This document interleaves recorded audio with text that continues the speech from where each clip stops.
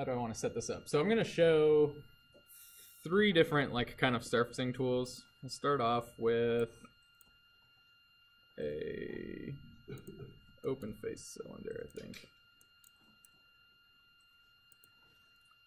We'll do something like this.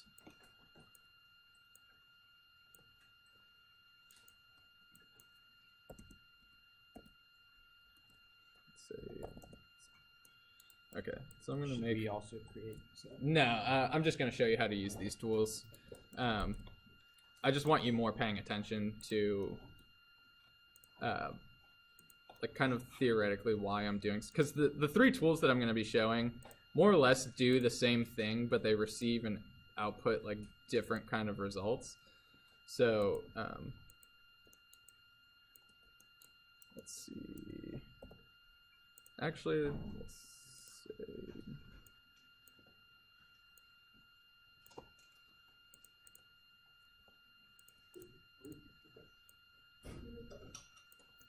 Something like that. Okay.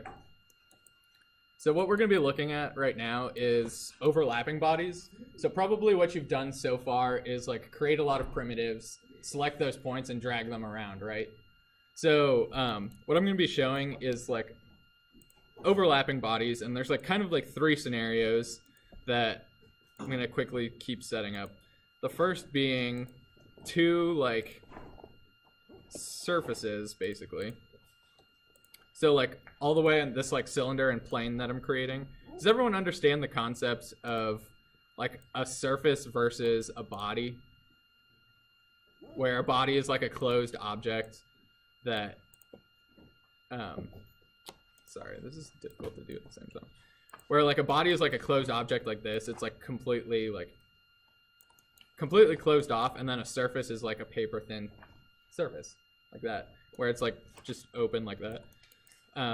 So 2 surfaces, 2 bodies, and then I'm gonna do a body and a surface.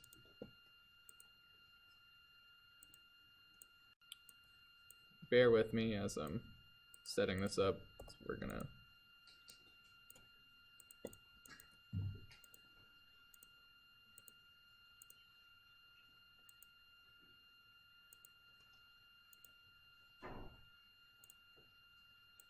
there's shortcuts for all of this, but I don't particularly remember what they are.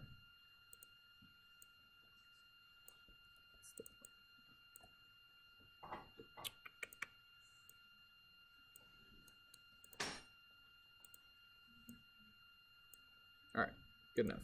Okay. So 3 examples. 2 surfaces, 2 bodies, body and a surface. Does that make sense? There's going to be a separate tool that we're going to use for each one. But for now, once I have this set up, I'm going to exit out of here. I'm going to hide this. I'm going to hide this sketch and just get these out of the way. So we're going to look at this first one right here. First, actually, we're going to save that one for last because that's the most complicated tool. So we're going to do this second one right here. Sorry for bouncing around. So we've, under the model environment here, let me back up a second. So under my tree right here, now that I've exited out of the form environment, you can see that all of my bodies are represented in this tree over here. And the difference, there's like different logos for each of these. Does everyone understand that the orange is a surface, white is a body? So you have that indication that like sometimes if you're in the sculpt environment and let's say you accidentally delete out a face of your box, that'll turn it from a body into a surface when you exit it out. So looking into the tree over here is like a really handy indication of now that I've exited out of the form environment, this is now a body or a surface that I can only do specific functions with. So this is more or less becomes a way of like tracking like what is what now that we're introducing kind of these like subtypes of geometry. So fast forward again. So we've worked a little bit with, I think, the combine tool over here. At least John probably briefly demoed it. We might have used it in the box. I can't remember. But now that we've like created geometry within our sculpt environment, we can do some like fun stuff with the combine tool now. So I'm going to go modify, combine. I'm going to be focusing on these 2 right here. And this works by selecting a target body and a tool body. So right now, because I have two things, it doesn't really matter which one I select in which order. You can introduce multiple tool bodies to get some cool stuff. And I'm actually going to set that up really quick. Why not? Let's have some fun.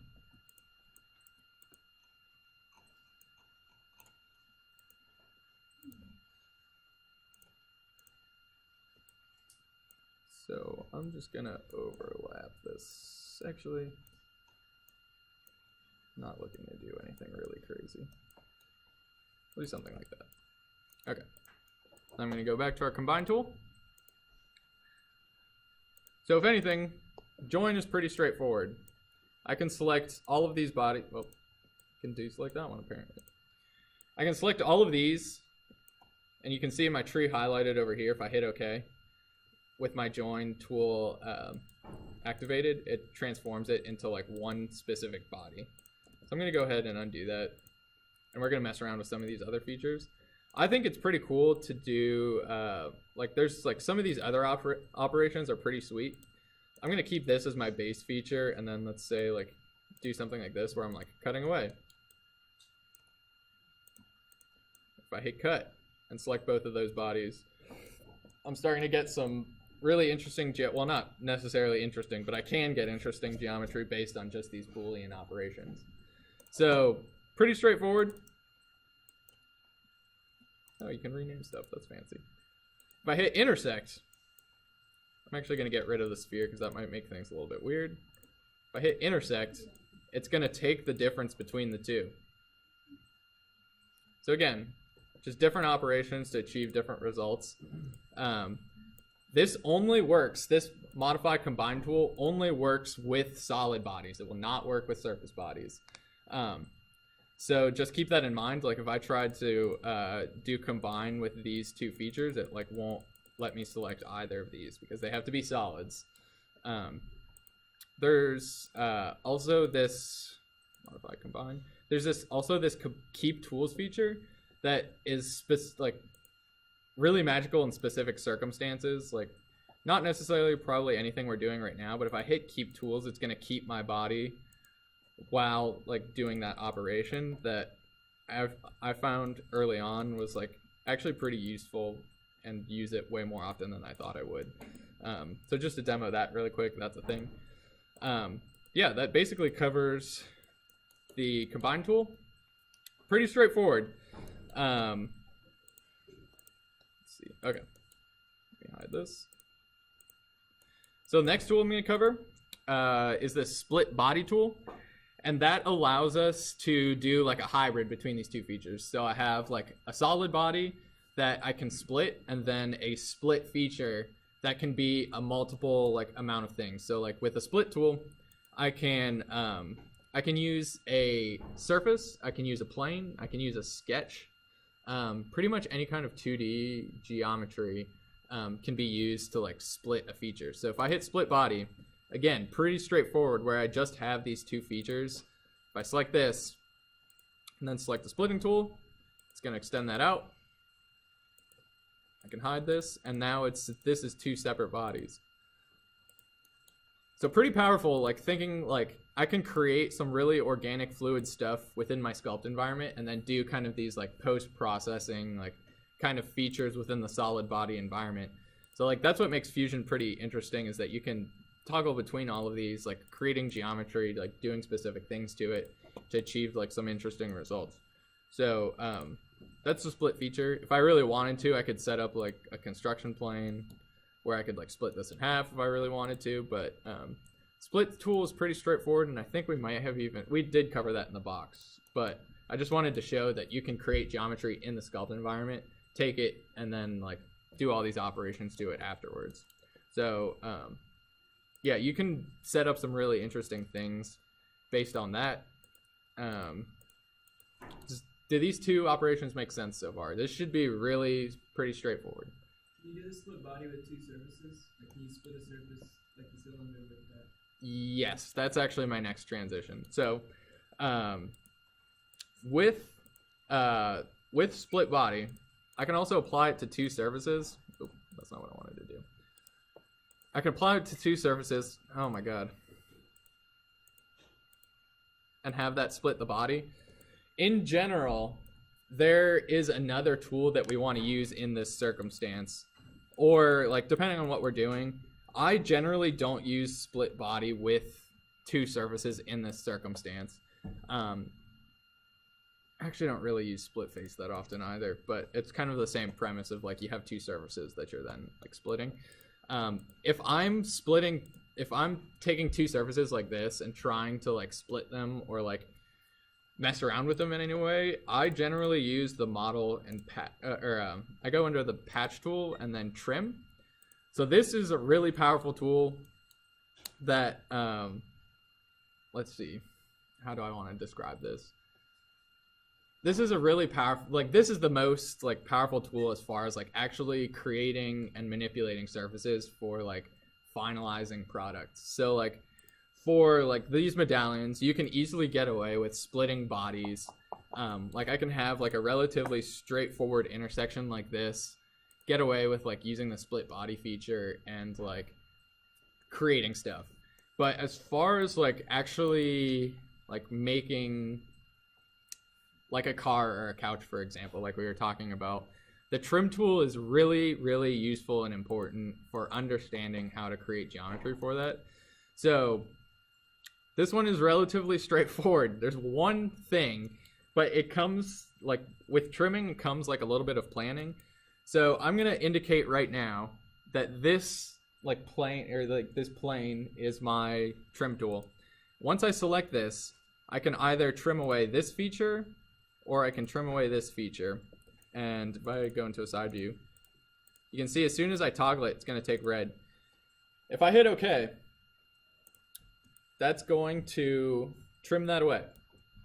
And what makes this a little bit more special is that I can continue, like, Fusion will keep track of what trimmed geometry is, and I can keep going from there. Now that I've trimmed that top part away, I can trim this away right here, and I now have this, like, cool, like, terraformed kind of cylinder thing. So the, like, kind of the advantage of using the trim tool over the split body tool in this circumstance is that I can split this cylinder with this plane. I'm going to turn this off for now. And actually my example might fail, we'll see. I can split this, but I have to manually remove this from my field. And then I don't think, if I go modify, yeah, this is gonna, so if I wanted to then repeat, like, trimming away this outside thing, I could do it because in this circumstance, I'm lucky enough to have the extend split tool to extend through that and to manually remove this afterwards. But I'm starting to, like, as you can see, if I'm using the split body tool, I'm adding more and more features by adding removes in my timeline just to get rid of that excess geometry to achieve the same result. And in this specific circumstance, I'm lucky because I was able to extend the splitting tool. So that's, like, a really brief overview of the trim tool. Kind of, like, the important thing is that the trim tool always has to have full intersections. If I go into my, yeah, the trim tool is under patch. So if I have something like this, where my plane doesn't automatically, like, doesn't fully intersect this body, or this other surface, let's say, patch, modify, trim, I can't, or no, I can't go the other way around. If I want to, yeah, okay, I can't go the other way around. So let me show that again with an actual explanation. So if I wanted to, let's say, use this as my trim body, because this cylinder, like, fully overlaps this surface, excuse me, I can trim this away. Does that make sense? Where, like, Fusion has indicated that this is my trim tool, and because this is my trim tool, it's, like, using this as a border. I can trim all of this away, or I can choose to trim this away if I really wanted to.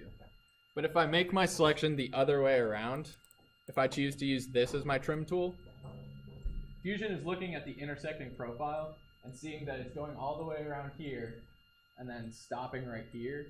So Fusion has no way of determining like where is it trimming like right here. Does that make sense? So if we're looking at the trim tool, we always want to have full intersections. And we're going to do some projects later on where it makes it a little bit more obvious of like surfaces have to overlap in a specific way in order to fully trim stuff out. But for like really organic stuff, like a lot of like, I think the project that we're doing is going to be like a handheld dust buster that's like completely surfaced, where it's pretty much just creating surfaces and then using the trim tool to like create this actual product. So that's the idea behind the trim tool. Similar to split body, but I'd say a lot more powerful in that you can create a lot more consistent organic geometry that's a lot safer, whereas the split body tool has like really specific uses that you kind of have to like bash your way through. Does that make sense? Cool. All right, so for the rest of the medallions, I'm going to be looking that you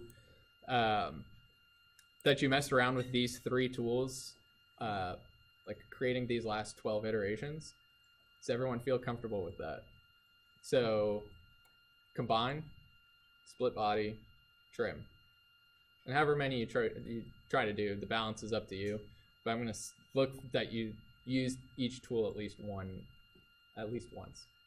So we're going to do rendering really quick, and then the rest of class will be time to work on this and then ask questions and like get through it.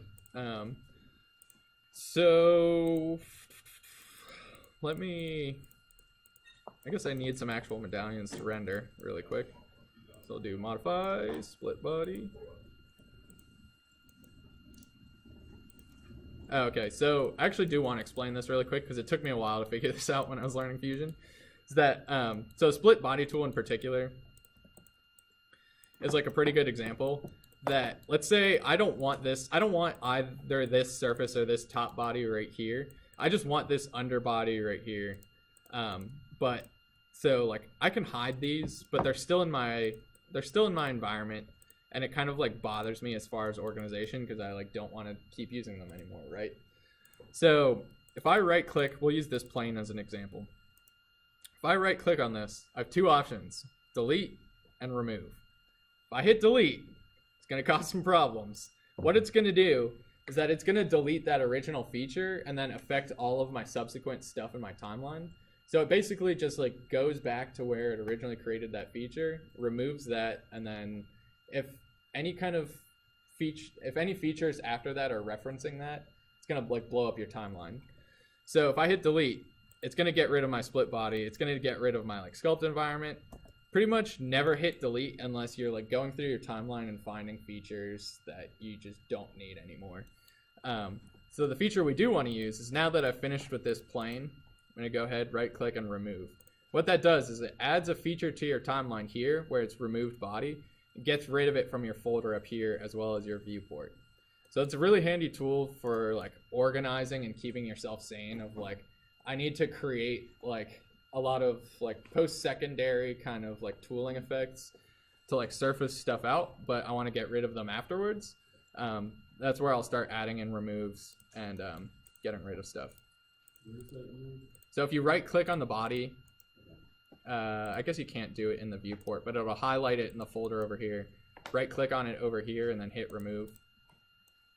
Got it? Cool. All right. So let me set up some.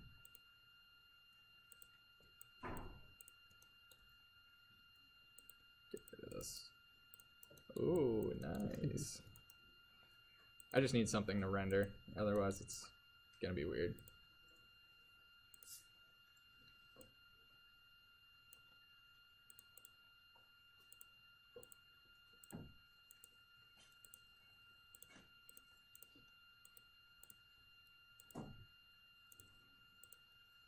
Nope, wrong one. All right, so these are gonna be like 3 medallions. You're gonna have 24, I guess. Don't worry about the bottom last 5 or 6, whatever it is on the grid. I'm going to show this. Make sure you have your base showing. You're going to have a lot more in like whatever thing in whatever orientation you want. So now that I have that set up, we're going to go ahead and render it. There's nothing you need to really do in the model environment for now. And then we're going to go from patch or model all the way to this render environment over here. Might take a second. Ooh, fancy. So now that we're over here, this becomes essentially like a digital photo studio. The way that this works is that you have a set of artificial lights, you have like an artificial ground, and then you have your model that sits in that space, and it has material properties assigned to it so that the light bounces off of it and affects it in specific ways that makes it look like stuff. So for example, like right now the default within Fusion is to have every material be steel, like this dark gray steel. So if I move around, this is reflective and it's dark gray and kind of looks like steel, right? So the idea is that we can apply a bunch of different materials. We can like make some fancy looking stuff in here and make it look somewhat photorealistic with the Fusion renderer. So there's not going to be a whole lot you have to do in here because this is not going to be a rendering heavy project. It's just to get you used to the idea of rendering stuff out.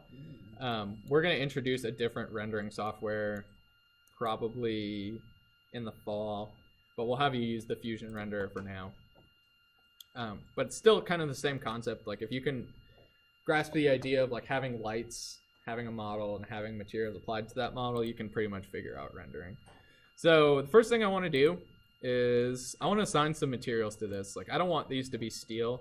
I want them to look kind of like the white, kind of like plasticky stuff that John had when he was originally showing off the project. So what I'm going to do is stop doing stuff faster than I'm talking, and I'm going to open up this appearance panel. The shortcut for that is A. But if I click that, it brings up this window up here. You have the option to apply it to bodies and bodies or faces. Right now I'm going to just stick to bodies because we don't really need to do any kind of like different material cutaway kind of stuff. And we're going to scroll through all these different things here. And the one that we want is ABS white. And I can't remember, but I think you may have to like, if you have like a little arrow to the right of it here, that's like a download option where it won't let you apply that material until you've downloaded it locally to your computer. So if you're having problems like dragging and dropping this on anything, make sure that it's downloaded and you don't have that arrow. But other than that, I can click, drag, and drop. And now if I twirl this around, it's kind of reflective. Like it might be hard to see on this screen, but I have like a really soft highlight up here. I have a really soft shadow down here. And now this is like pretty snow white. So we're going to consistently use this same ABS white material, and I'm just going to click and drag and drop them. Oh, this is two separate bodies. That's why it looks weird. So I'm just going to apply that same material to all of these like objects within my environment. And once I've dragged and dropped them, it actually shows up in this little window up here, which is I find is super useful of like indicating everything that you have within your environment. It's also like a good quick selective rig rather than having to scroll through stuff. You can just like pick it from up here. But once those are assigned, yeah, our materials are assigned. Does that make sense so far? Have I lost anyone? Render environment, add materials, ABS plastic white. Let's see. We're not going to really mess around with scene settings for now, I don't think, or anything else in here. And all we're going to do in this circumstance is do a top-down render. So make sure that you have the orthographic or perspective with ortho faces turned on. So this little doohickey up here. Either one, orthographic or perspective with ortho faces, so that once you hit to the top, it'll snap to that specific view. Okay. Actually, now thinking about this, what does this look like?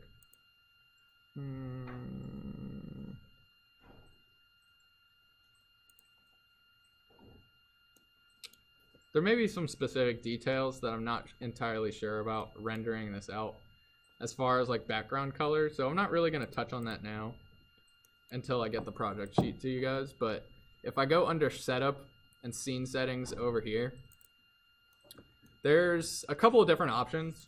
You can add, we're not going to talk about brightness because that doesn't really matter for now. You can either have an environment. If I look up, you can see those artificial lights. This is a photo studio. It's like literally a sphere with like lights to the outside that like beam in. So you can have like different kinds of environments. Let's see if I remember how to do this in Fusion. I don't. Oh no, here we go. So under, if I go back to settings, sorry, to the right here, there's environment library with like all kinds of different things. If I wanted to put my, I might give it a second. If I wanted to put my medallions in the middle of a field, may take my computer a second, but I could put them down in a field.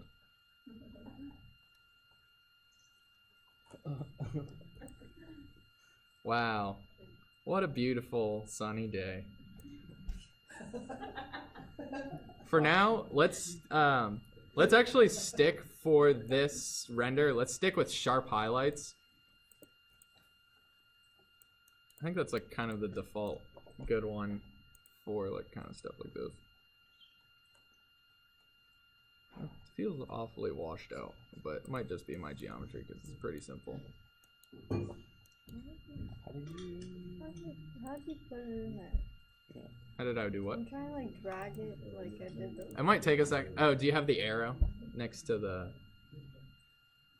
Like if, hang on, let me go to the environment. If I go to the environment library and scroll down, do you have this like download No, I'm environment? on sharp highlights. Oh, it might already be in Oh, there. It might default to that. Oh, okay. I'm gonna uncheck ground plane because I don't want this shadow in here. Okay, back to settings, scene settings. So the scene settings in this circumstance, what they do is affect the environment that you have applied to your like sphere. I'm gonna uncheck ground plane because I don't want that shadow coming off of it. And if I really wanted to, it becomes easier to Photoshop this out. I'm gonna change my focal length to 50. I don't know if that'll make really a difference with orthographics turned on. And then I'm gonna just leave that for now and save it as a default. Okay. So that covers appearance, scene settings. This is basically just digging through the menus and like messing with the settings so that they make sense. I'm not really going to be looking for anything specific. I'll send out the project sheet, and if you want to match whatever John has on there, be my guest. But other than that, you'll have like a bunch of stuff on here. And then I think that's it. We can just render it out. So now that I have this set up and I'm ready to render it out, there's a big old, I don't know why it's a tea kettle, but under like, this is the render button. That'll bring up a dialog over here. And this is where I guess like the rendering thing becomes a little bit more complicated rather than just dragging and dropping, tweaking settings. So now that I have this window, this is all the settings for the rendering that I'm outputting. Essentially what this is doing is that it's taking your view and then outputting that as like a 2D flat image, whether that's like a JPEG, PNG, whatever. So there's a lot of different presets for like different things. There's like web presets for like if you're doing renderings for a website, mobile, print, video, custom, etc. If you drop down, I pretty much always leave this on custom because if you drop it down, it shows you all the options anyway. Or you can like pick stuff. So let's do a square. And then let's do like 1500. Okay. So now that I've set up this top portion, it's gonna output an image that's square, that's 1500 by 1500. Does that make sense? How familiar are you guys with like graphics files, like opening stuff up in Photoshop? Not. Okay. Well, we're not gonna go too much into that. This will be a crash course in just like figuring stuff out. Credits? What are these credits? I'll explain that in a second. Okay. So, a very important thing to explain right here. You have the option between a cloud renderer and a local renderer. Because everyone in here is working off of laptops, you'll find that you'll be toggling between both. And I'm not really going to mention a specific one to use one over the other because you're pretty much going to get the same thing either time. I'm going to change this to standard for now because we don't need to do final quality renderings and it's just going to take way longer. So don't worry about that. We'll just focus on cloud renderer versus local renderer. All right. Cloud renderer takes your image, sends it to a server, sends it back to you. So your computer is not using any of its like CPU in order to like render that out. So, but it takes a little bit longer. So you'll hit render, it'll go to Fusion servers, come back, and you'll have like your completed image. It frees up your computer to like keep doing other tasks. If we hit local render, what that's going to do is it's going to tell your computer to render it here locally without sending it out. So kind of the advantage to that is that it'll render a lot faster, but it will pretty much render everyone's laptop kind of unusable in that meantime because it's eating up all of the memory. So like you just can't, your computer's just going to be rendering that out for however long it takes.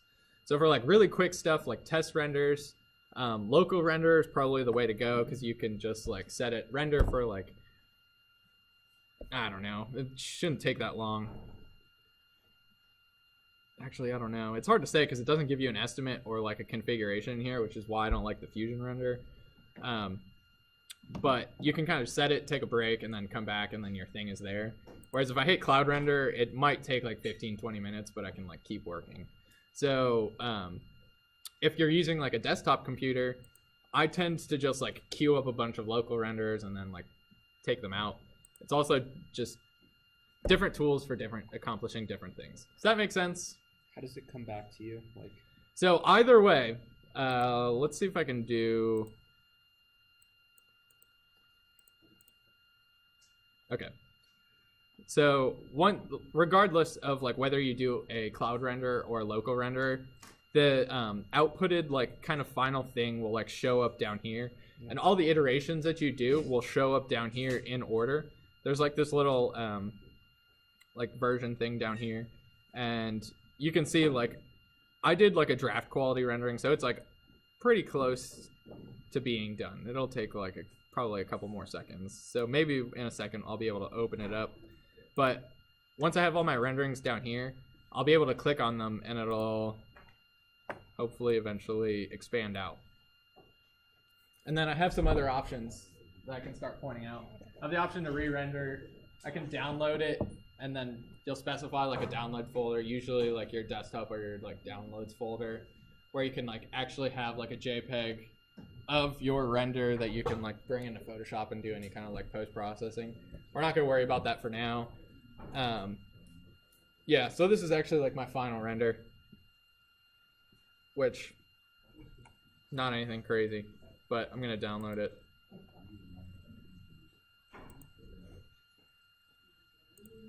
Maybe. I don't know.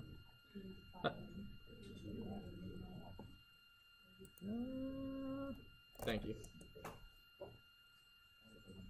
I guess it doesn't really matter if I download it or not. But yeah, that's it. Does that make sense? so that's it. Okay. Woo!